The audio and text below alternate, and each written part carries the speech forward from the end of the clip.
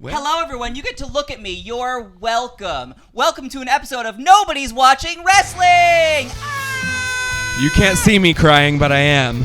We're here with special guest RJ City, who you know from wrestling and Twitter and His underwear. and his underpants. And he has picked a match for us to watch. RJ, would you like to tell us what you picked and why? Yes, I picked one of my legitimate favorite matches because I wanted to be authentic with you all.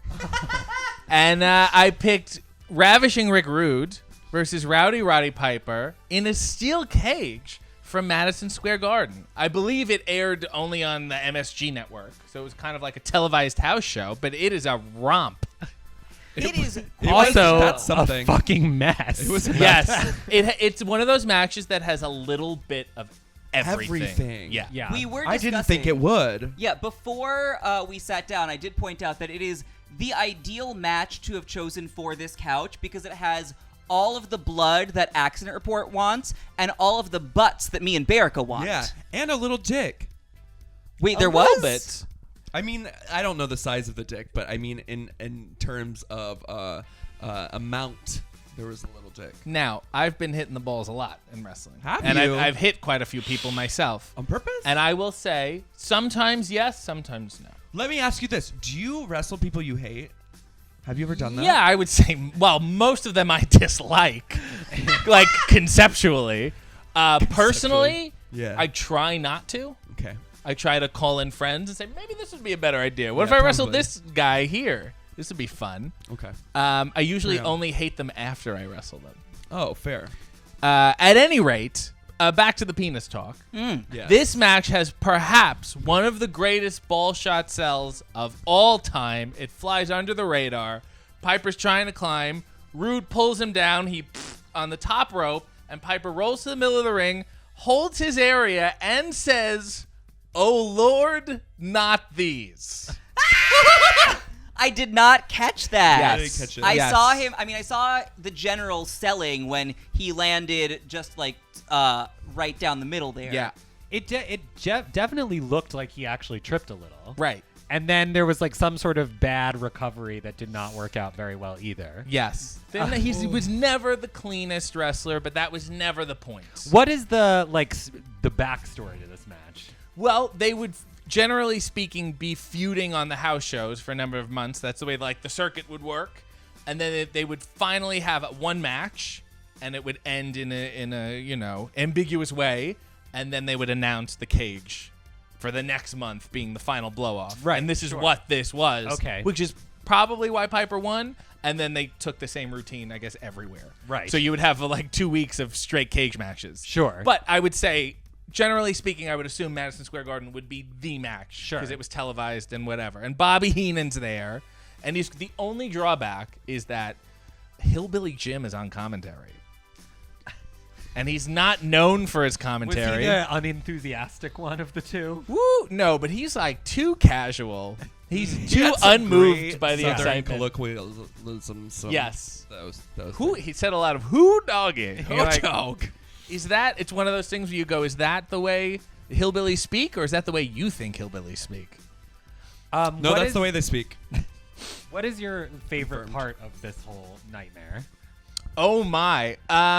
Probably, and this is very excellent. There's the part where they both climb over the cage and they start going down at the same time, and they trade shots, boom, boom, boom, boom, boom. They bang each other's heads off the cage. Then they look at each other and both decide to jump to the floor and hit the floor at the exact same time. I don't think I could pull that off. Do you That think was- they were like whispering the numbers to each other, like 1, 2, 3? Or was it a countdown? Rick, hey, Rick.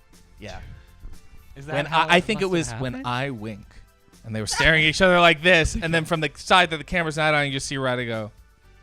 Oh, I like the wink. I did think it was funny that they had to check in with each other though, because clearly they're in competition. They don't want to land at the same time, Right. But they also very clearly want two land at the same time. Yes. Like, it's hard to not telegraph that. Yes. I did love the sort of like existential like terror of like we have to go back into the cage Yes. now. Right. Like, I've never seen that fucking bullshit before. No. Where they're like, we have to restart the match, but this is a cage match, so we just have to both willingly walk back in. Yes. And commentary noted one of the first cage matches to also have pinfall be an ending to Right. it. Not that they did. It's very prop heavy. There's belts and there's chairs and there's the brass knuckles at the end, which is clearly just a rolled up, taped up popsicle stick. Dear Lord. For the leather community, I was about to say the whole whipping part, like right at the beginning, A lot. they're It's in so a good. cage, and it's one really buff guy and one doughy man with a whip, and I was like, I have scrolled past this thumbnail so many times. Like I've I seen it know live this at the story. Eagle. This is a I tale may as have old as been time. one of those people. So I was right off the bat impressed. I do have a question. When did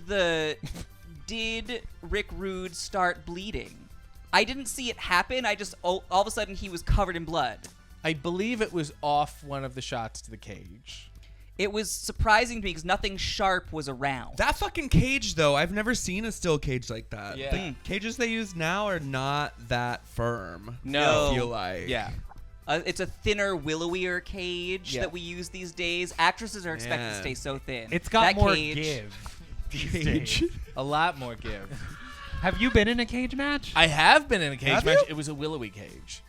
willowy which was cage. still not that pleasant. And I have really no need to go in there again. Who I've was it danced in a again? cage before. Oh, it was like some war gamesy thing where one guy, we're on two teams and you run out one at a time, and it was very silly. Did you have to go from one cage to another cage? That's my favorite. No, Oh, okay. unfortunately. My tag team partner, David Arquette, is familiar with the multi-tiered cage, Wonderful. which almost encapsulates his career.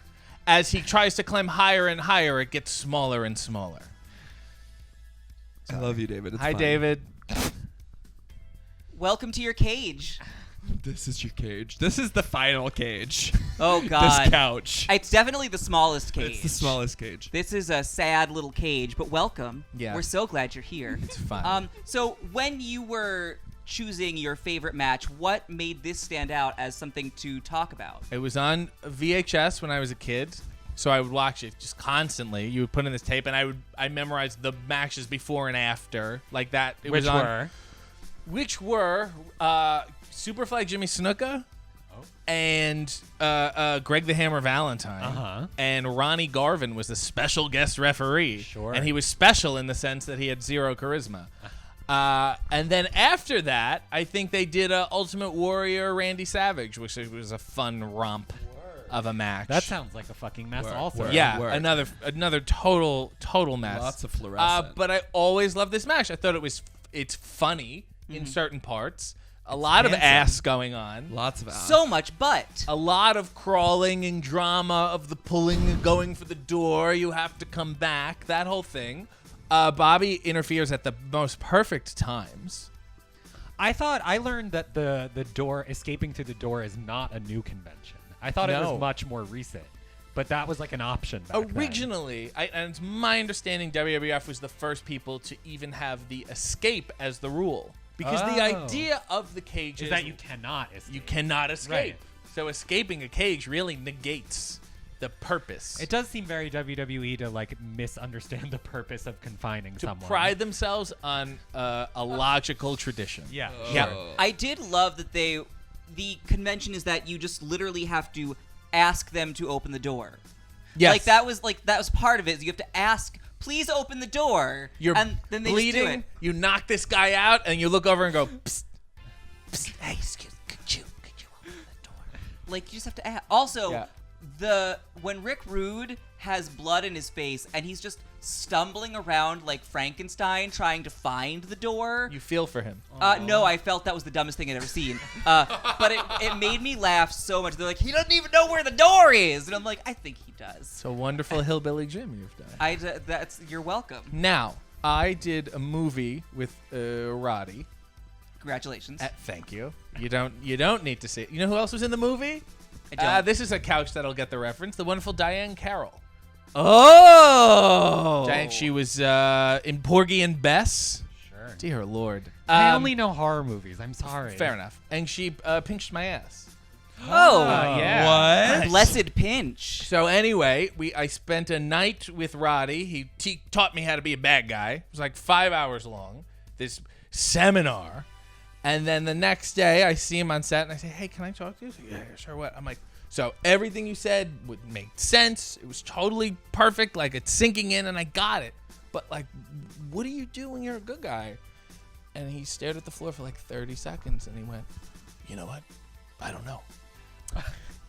And I was like, wow. Well done. That's the good. genius only goes so far. And then he's like, I have no idea why I'm a babyface. What do you do when you're a bad guy? A lot of nothing. Yeah, and it seems to work. People they come for something, you know? And I give them nothing. So they get angry at me. That makes sense. You find out what they want, and you either don't give it to them or give them the opposite. And usually the opposite is an Ethel Merman song, I found. And that's drag. Yeah. Drag is the art of doing nothing and people hate you for some reason. That's what I found. That's also just like being a queer person. Yeah. We're just doing nothing, and just people randomly want to kill us. I'm going to bring this back to wrestling because that's dark. I don't know how. I had never seen Rick Rude before. He's got a body on He is him. a handsome fella. Thick arms. He was a Thickums. legit champion arm wrestler. In his Is he still day. with us? No. Oh. He's no. Well, that's the Wrestlers most rude. don't live. Very good body at a time where everyone was bloated. Right? Where it was the warlord and he just had a plate of wings and then he walked to the ring. Everyone had the meat sweats. Gross. He Yeah. he gave me a queer vibe Yeah, simply totally. because of how leanly muscled he was Right. and That how mullet, too. and also when his pants got pulled down, he made no effort to pull them back He up. just a left him down the juicy whole booty. match. And that I was like, oh, he's kind of queer because like when someone pulls a gay man's ass out, he's like, well, free advertising. Like we don't pull our pants back up. We don't. That's not our tradition. I will also say, speaking of nothing, Roddy has a great nothing entrance in this match. Yes. He starts backstage in Madison Square Garden. They would film you from the dressing room. And it's a whole lot of just walking just and staring. Does not do a damn thing, yet he makes it work. More on nothing. That can be really it's hard. It's the My Dinner with Andre of That wrestling can be really entrances. hard. Just looking at the camera with nothing to say. It's only what's in your mind. I'm so happy to be amongst people who can talk about wrestling and yet actually get my other references. You're You don't know welcome. what joy that is bringing me right now. I feel like I am home again. You need more gay Aw. friends. I do, and I'm trying. You know? it shouldn't be hard for you. Yeah. No, I'm in the wrong area. I'm looking in the wrong places. Toronto? It's snobbish. They pay too much for brunch.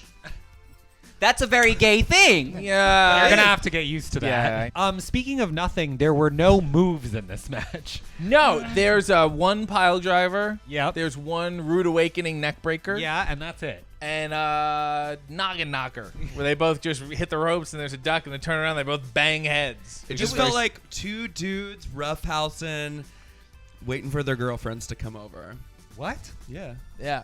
You know, know. me and my fellas. Is that what Say, straight hey, people do? Before the gals get here, let's move the furniture aside and chain wrestle. Yeah.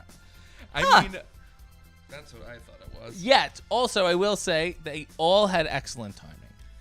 It was Yeah, as That's much very true. of nothing as it is. You can't just do nothing. No, totally. You have to know the something and then know what not. It's very jazz in the sense where it's about the moves you're not doing. You know? It makes me think about like how like the pacing in 70s movies is really different and strange when Yes. from when you watch a movie now. Like it's just the way you go from one sequence to the next. It's Yes. just like all off. Or even seeing like Steve Martin now, and the look on his face is like, I'm so funny, I don't need to do a damn thing. You know? And then he'll make a really bad joke. And it's like, it's funny because I know better ones. You know what You sounded like him just now. Right? You got a good impersonation. Thank you. Yeah. Yeah. I mean, oh my God, I was, miss Roxanne. I was entertained through this whole match, though. Oh, totally. Right, and Like, it doesn't, Totally. I'm It not was being quick. a- It was only 15 minutes. which all great blow-off matches. This was a Kevin Nash thing. They shouldn't go long. Everyone wants to No. do Ben-Hur, Get and outta it's here. ridiculous. This is what you want to see, and you want to see Rick Rude ultimately get his ass kicked. Bobby got his ass kicked, and then Roddy said, "Hey, my hips are too tight. I think I'm just gonna go out the door." If I could go back in time, which I often do, I would definitely recommend them to get some improv training for just the jump moment. Because they Yeah. wouldn't have had to look at each other. Right. They would have known. Right. What? How Yeah. do you know? You just know. You're trained to be in sync. What? Contact improv. That's That's just not That's how wrestling. improv works. No. Now, it is Yeah. my understanding, though, that the way the circuit worked is that they probably had this match 5 or 6 times already and were able to work it out. Instead of rehearsing it, they were able to work it out on the fly. On the fly. Like that. And so they got into a good... That's why the timing is so good. Like indie wrestling, I'll wrestle someone and I'll never wrestle them again. So it's like we have that one, and it's like, you ever make out with someone the first time and it's not the best. And you're like, oh, that's what you do. So the next time, should you, now that I've paid for brunch and it's too expensive, should you see me again, I will know what to anticipate. And then you get into a groove with the person. I've never really had a bad makeout. Okay. I have. Have you? Oh, yeah. I had one guy who I had to physically grab and reposition his head. I guess, yeah, a long time ago. Yeah. But people have different styles, is what I'm saying. People like That's different true. things. You Maybe get a lip I'm the biter, bad and one. it's a whole thing. Maybe I'm the bad one. Yeah. Has Has anyone ever moved your head? No. Pulled your hair. Yeah. Just checking. But duh. Yeah. Come on. You know what I do, and it sucks. I'm very good at faking hurting people. So I'll be with somebody, and they're like, "Pull my hair," and I give them the wrestling version of just putting my hand there and like clenching my fist, and they turn back like, "The fuck are you doing?" I'm like, this isn't this what? And they're like, "No, I need to really. I want to." I'm like, "What is wrong with you?" When you said Do that people just try- now, I Yes. thought you were confessing something way deeper to me. Like, I just fake hurt people all the time, and I was like, that sounds horrible. Oh, my God. This is the gets worst paid for therapy it. couch of all time. Wait, do people want to pull your hair since it's so long? Yeah. Sometimes I'm like, okay, fine. Can you do it in the wrestling way? You got some deep roots and a good hairline. You'll be fine. Thank you. It's just weird, I'm used to being roughed up in a very commercial fashion. I don't need the authenticity. I'm trying to escape it.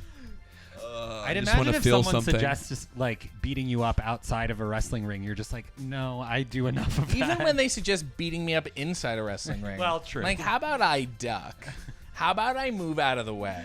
This is the great thing when somebody suggests, blah, blah, blah, this is my move, and blah, and I drop you on your head. And it's like, okay, how about you go for it? And then something else happens. yeah, and then it's you so miss. good that we should just tease it and never hit it. I think that would be a great idea. What do you Perfect. think about that? Getting all the inside info in here. You're welcome. This is what I do. I like. How about I don't lip sync, Yeah, and you still give me money? right? And This they is what you do. did at our. You just show up and do door now at this point. Yeah. Give me your money. Who, I'm too old. What is the demo here? Who's watching? A lot of straight gentlemen. Right. Yeah. A lot of queer ladies. Fun.